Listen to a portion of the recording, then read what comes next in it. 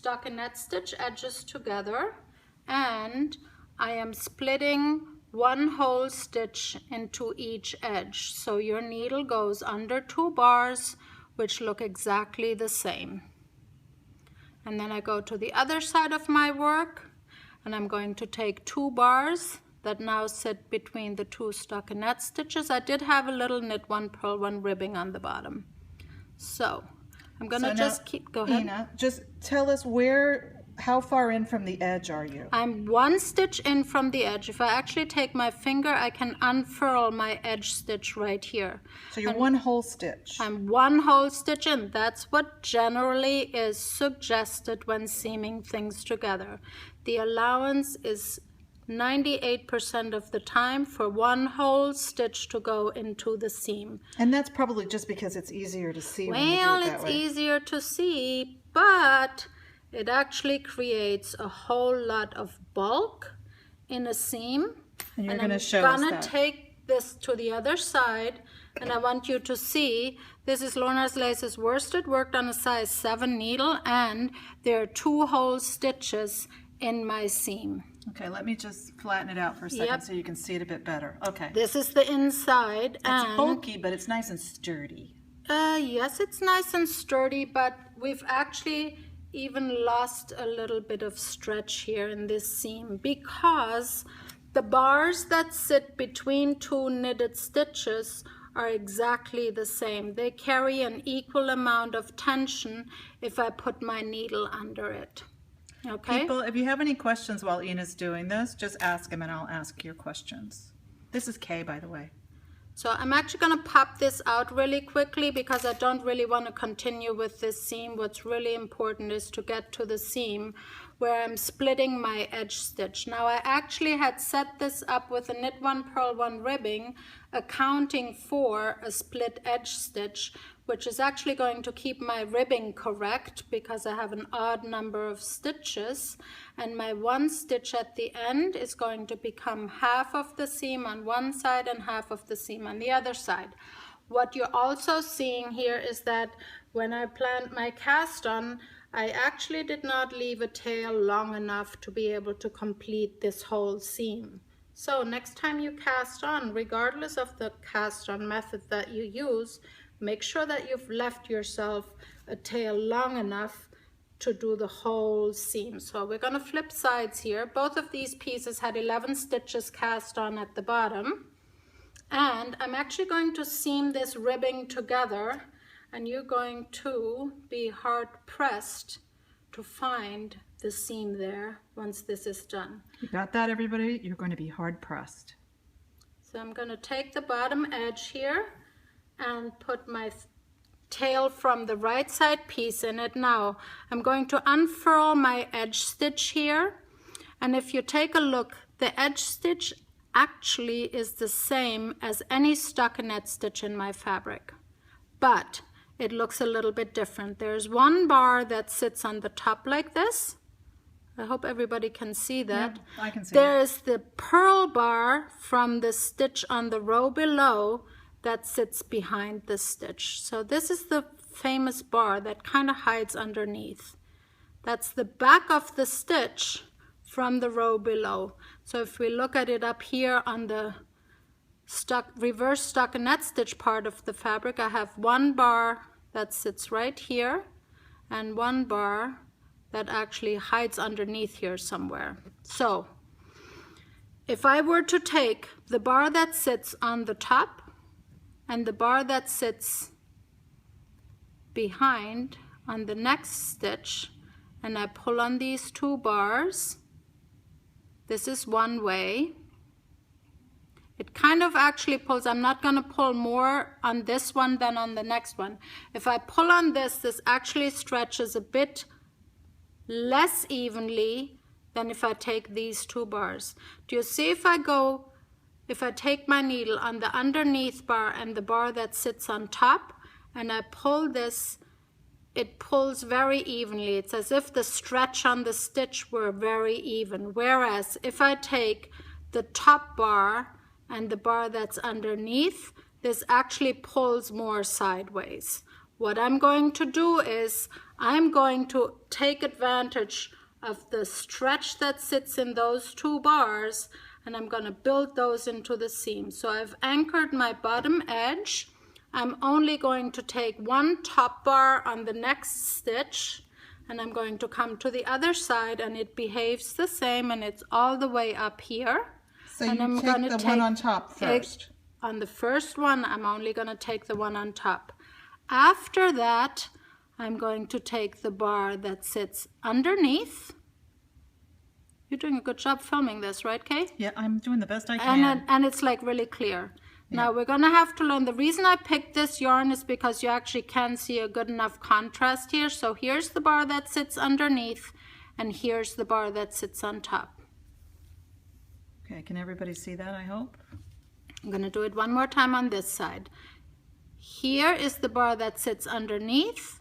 Here's the bar that sits on top. So basically what you should do is you're going to take your needle into the middle of the stitch. If here's your stitch, your needle is going into this midline. On the left side of the piece, your needle is parallel to the left edge of the stitch. On the right side, your needle is going to be parallel to the right edge of the next two stitches. Now, give me just 1 second. I'm going to do a couple more stitches here. Now, if you look already down here, if I didn't show you that I was seaming this little rib stitch right here from the two edges looks just about like the other ones. There's almost no way that you could tell that there was a seam. I would have pulled it a little bit tighter on the bottom, but up here, if you take a look here, on these 3 stitches, this looks as if it had been knitted in one piece right here. Okay. And as we go on the seaming, it's actually going to be as if this was one piece, as if this had been knitted in one piece, because now I'm only losing 1/2 stitch from each side into the seam, and I'm taking advantage of that little stretch and difference between those 2 stitches that I think you're seeing, that this seam is a little bit stretchier than what we had before when we lost a whole stitch into the seam. Yeah, in fact, we can show that on my Monomania cardigan, because I took a whole stitch. Exactly. Now, there will be times when we choose to lose a whole stitch into the seam, but if you can help it, and if you can pre-plan, give it a thought and account for only 1 stitch being split on each side for your seam, meaning that when you're done with the seam, the back of your work is going to look like this. Yeah, that's incredible. This is some next level stuff, in my opinion, really, because I've been making mattress seams for like 15 years, and I'm just not that good. But guess I think what? I'm good, but I'm not that good. But this actually like really changes how you do things and the result of your seams, because there's just a lot less bulk in the seam. So we're actually going to take this, and this was the sample I wanted to bring. I'm going to show you how incredibly beautiful this seam turns out, even when you have 2 different colorways or different dye lots of the same colorway. This seam actually has a decrease. It's a raglan seam. It has a decrease and 1 edge stitch. And then... Oh, hi, Elizabetta from Barcelona. I know you. Oh my gosh. Do you know her? No. Hi. But that's pretty exciting. Yep. So if you take a look here where I'm running my needle, there's half from the greenish side and there's half from the more blue side in this seam. This is the stitch that runs up the middle between the 2 decreased stitches, 1 on each side of my raglan. Okay, so this seam is actually somewhat stretchy simply because this is constricted because of the raglan decrease, and it's a decrease on every row. But take a look on the inside, and this seam is actually pretty awesome. That's a thing of beauty. My goodness. It's like barely there. I don't ever want you to see the inside of my sweaters. Oh, stop. the next sweater. How about I see the next one is going to be better, Ina. The next one is going to be amazing. So we still have more to learn here. What are we going to learn next? We're going to just learn so very here's the quickly. sleeve. Can everybody see where this is the one sleeve. Of the raglan sleeves. The sleeve is blue and the body of the sweater is green. So now what we're actually going to do, we're just going to quickly show you how to clip in the sleeve onto the piece or the two pieces that you're going to seam together. Now we mentioned, and all of this came up already, that we're only going to be seaming on the right side henceforth. Do you get that, everybody? We're not sewing any seams on the wrong side anymore. That's what people do that are sewing on a sewing machine, but we're knitting. So what we need to do now, this is actually going to be the Wake sweater from Brooklyn Tweed. Of course, I totally changed out the color by making it in a multicolor yarn, but I have 3 stitches decreased down here at the armhole, and then I have a match up of my raglan line. I have a back edge of the sleeve and I have a front edge of the sleeve. So by the pattern, I've done exactly the same number of rows on my back as I've done on my front. So technically, I don't even need to pin it together, because if I'm staying on track, I'll get all the way to the top and the 2 edges have matched up. But that's not usually what ends up happening for people. So we're going to take Kay's magic jar of Wonder Clips in the Bon Maman jar. I love it. It's very important to keep your Wonder Clips in a Bon Maman jar. If it's red checkered on top or blue checkered, that's really fine. That's up to you. That's They're really actually blue your checkered choice. ones. Did you know that? Do you have any blue checkered ones? I don't have any blue checkered ones. I need to find I you only blue have the checkered ones they have at Fairway. I'm going to find you a blue checkered one. So I pinned it down at the bottom, not on the straight bound off stitches, because that's 3 stitches matching up against 3 stitches. We don't need to worry about those. I clipped it on the bottom.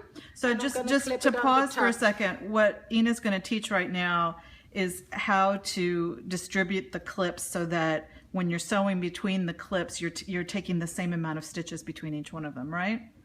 Yep, that's what, as I said, I know I have exactly the same number of rows on both pieces.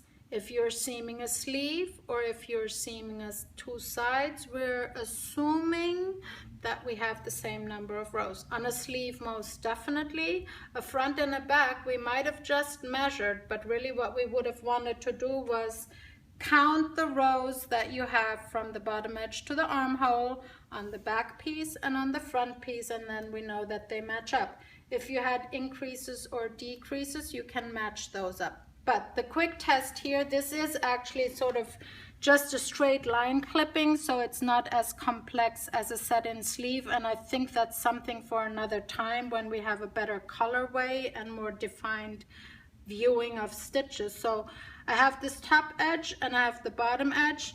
I'm just visually going to pinch the middle here. Okay. But if you wanted to be sure, you could fold it in half and pinch. But you could fold it in half, or you could ask your assistant to pinch it in the middle for you, or you could ask Olive to bite it in the middle for you, whichever way you want to go about this. So now I have next, this was maybe, my back was blocked a little bit more than this sleeve has been. The sleeve wasn't really quite blocked yet. I'm going to take it again and I'm going to pinch it in the middle again.